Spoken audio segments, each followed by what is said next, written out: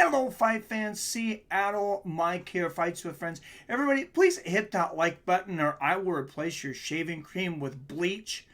Make sure you're subscribed and don't forget to double tap that bell so you're notified whenever we drop a new video or go live, like our boxing Christmas stream in just a few days. So Merry Christmas if I don't see you before then. We're going to be going through the Bantamweight Rankings today for 2021. I'm going to tell you where I think each fighter is going, where they are in their careers, and then after we go through the top 15, I am going to make matches for everybody in the top 15 that don't already have matches. Then you can tell me, do you agree, do you disagree?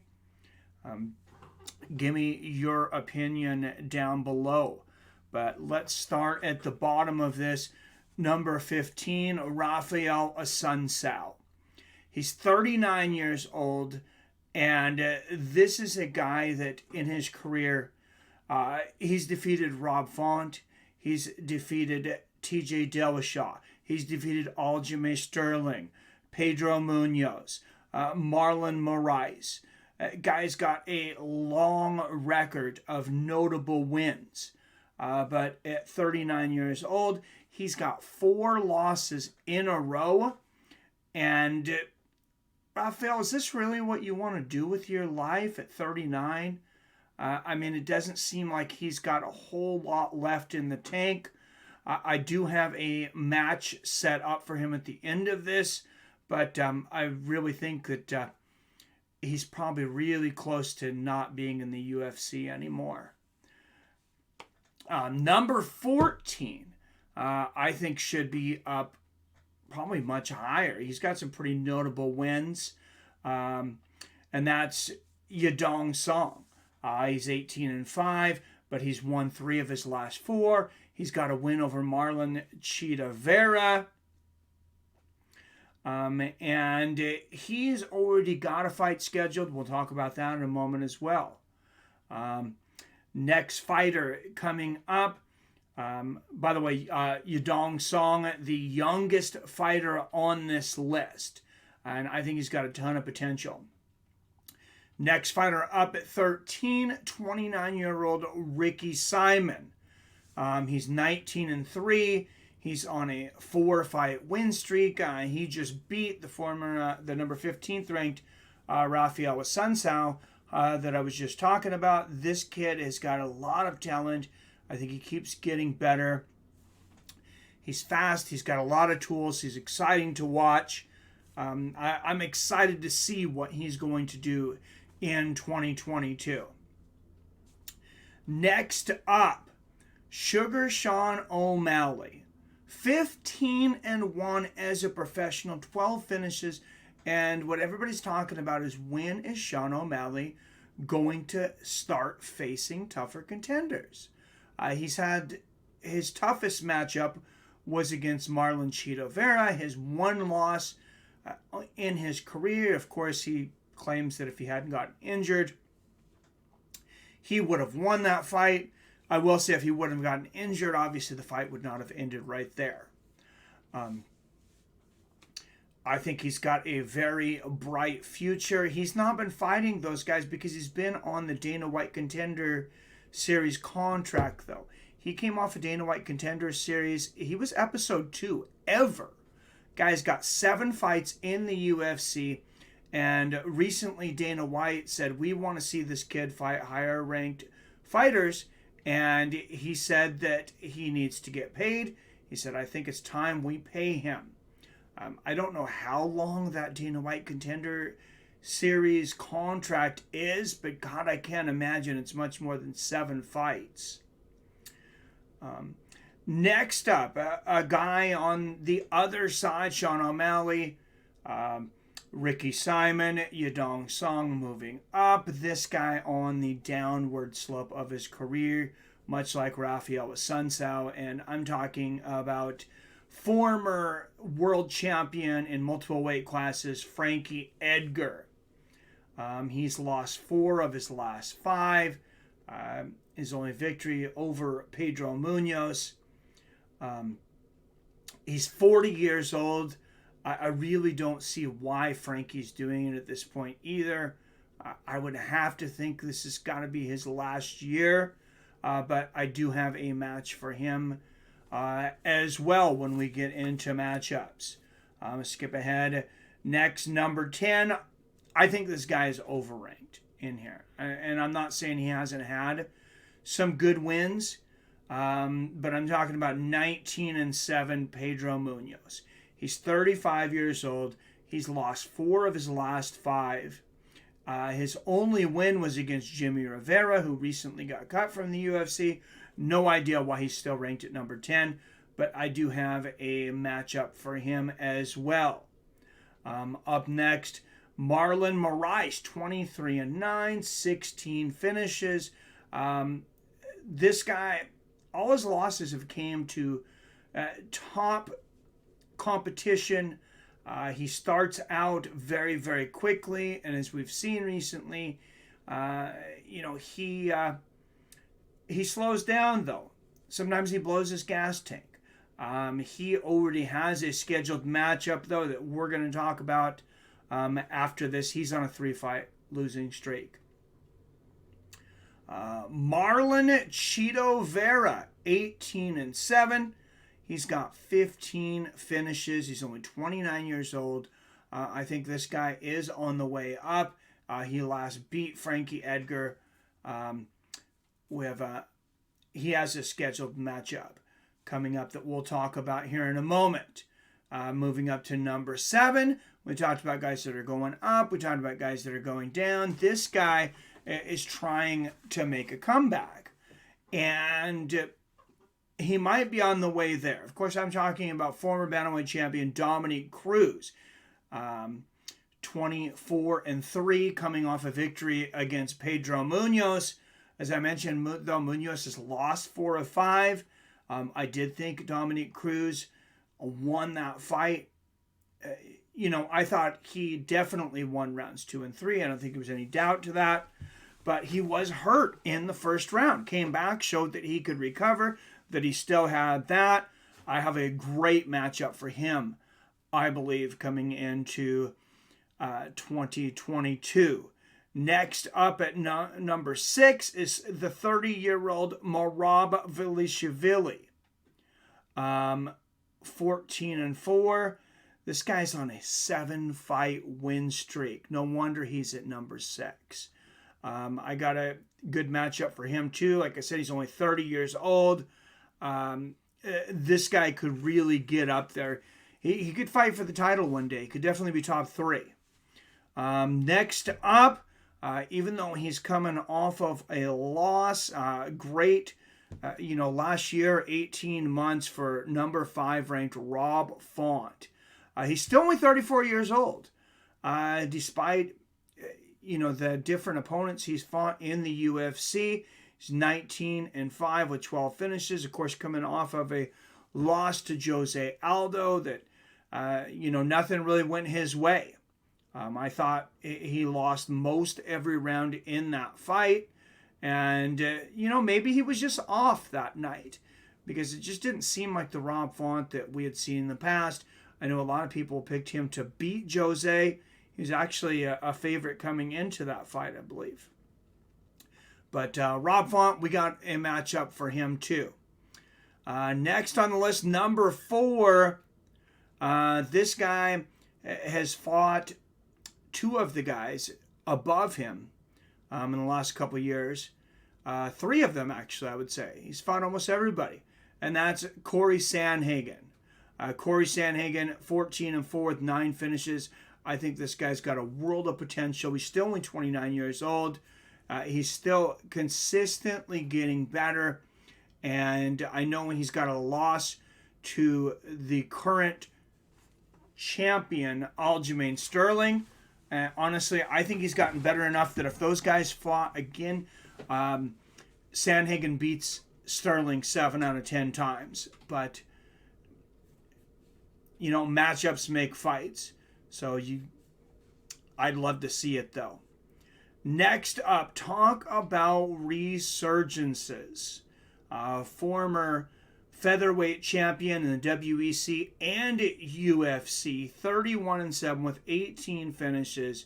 José Aldo, at 35 years old, is once again pushing for another title shot after a super impressive victory over Rob Font.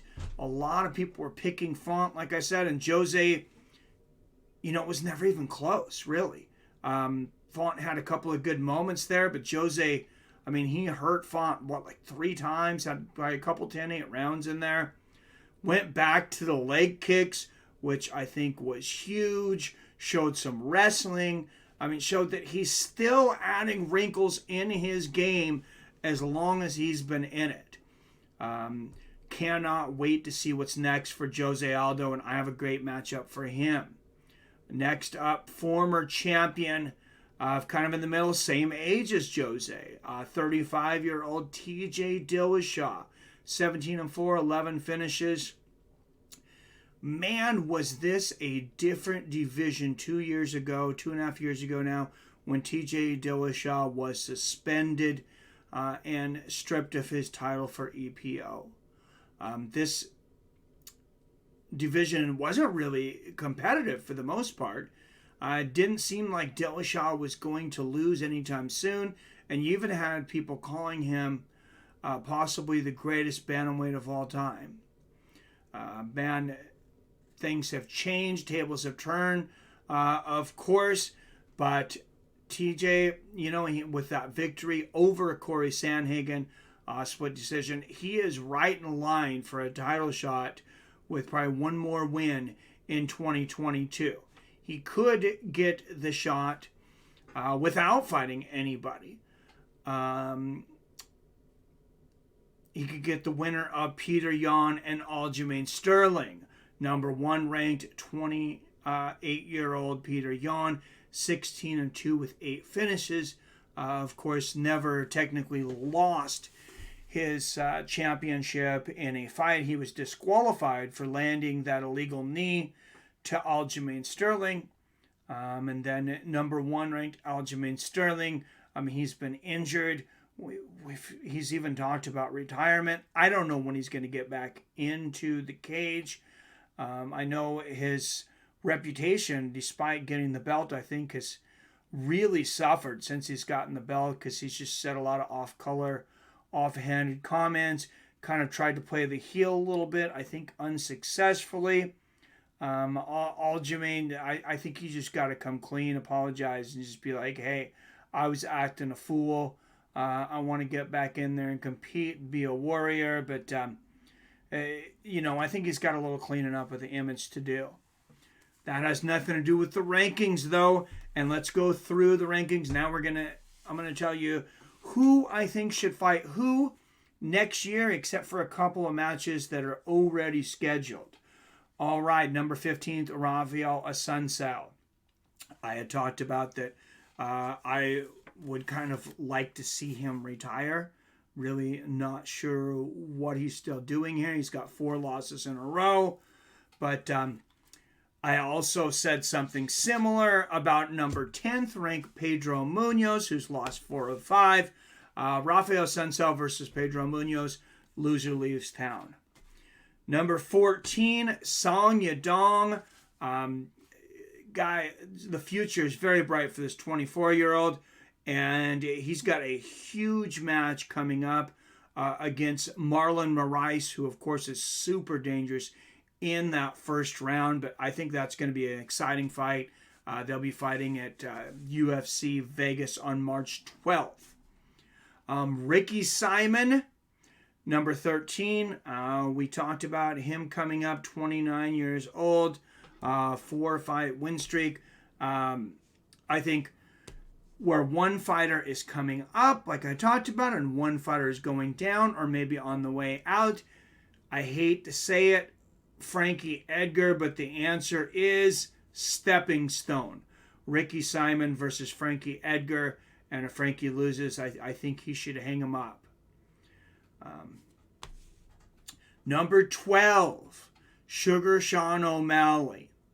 He said he didn't want to fight anybody really high ranked because he wasn't getting paid well on that contract. Well, Dana says now we're going to have to pay the kid.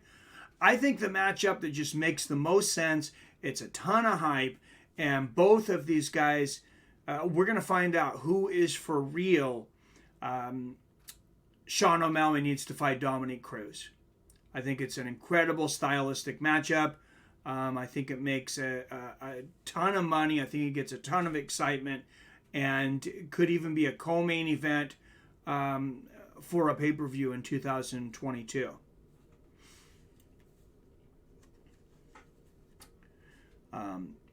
Next up, like I said, we just went over this. Frankie Edgar, I'm going to have him fight Ricky Simon.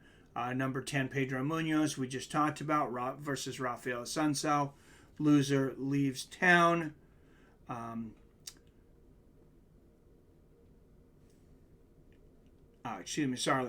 number 9, Marlon Moraes. We talked about Marlon Moraes. He's going to be fighting Song Yadong. Next up, number 8, Marlon Vera. I want to see Marlon Vera fight number 6, Merab Dvalishvili. I think that's a great fight for both of them at this time in their career. Both have still got quite a few fights left in them, I think. And, the winner of that, obviously, Merab's already at number 6. That boosts him into the number 5. He is going against a lower-ranked fighter, but I think that's still going to do a lot for his career. Marlon Vera versus Dvalishvili, I really like that fight. Number 7, Dominique Cruz. We already talked about he's going to be fighting Shawn O'Malley. Number 6, Merab Dvalishvili. We just said Marlon Vera. So we get to number 5. And I'm going to say number 5 and number 4. Rob Font at number 5. Cory Sandhagen at number 4. I want to see them fight each other. Rob Font coming off the loss to José Aldo. Cory Sandhagen coming off the loss to former champion Petr Yan. I think it's a great matchup. I think the loser maybe drops down to 6 or 7, but the winner is going to be real close to a title shot. I think Font was starting to knock on that door. Sanhagen definitely was. He was in the title eliminator, and I think one of those guys could get right back there with a victory against the other one. Now we're going to go to number 3 and number 2. I also think these two should fight each other. José Aldo, former champion, called out former champion TJ Dillashaw after his last fight, after defeating Rob Font. I think it's an incredible matchup, and I think the winner faces the winner of number 1 ranked Petr Yan and Aljimain Sterling. I really hope we get that rematch in 2022. I do think Yan will get his belt back and then let the fireworks go. I think there's a lot of excitement to come in the Bantamweight division in 2022. Let me know what you guys think about these rankings, though. And do you want to see me do one of these for every weight class? Is this too long? Is it too boring? Do I need to speed it up? Let me know that as well. This is a decent amount of research. So if this is not something that's interesting, just let me know, and I'll spend my time on something else. If it is, also let me know, and please share this, because like I said, this was, it's more research than I generally do for a video. It took me a good chunk of today to go through all this. But let me know if you agree, disagree with my predictions here. As always, I love you. I respect you. And I'll see your fine asses next time.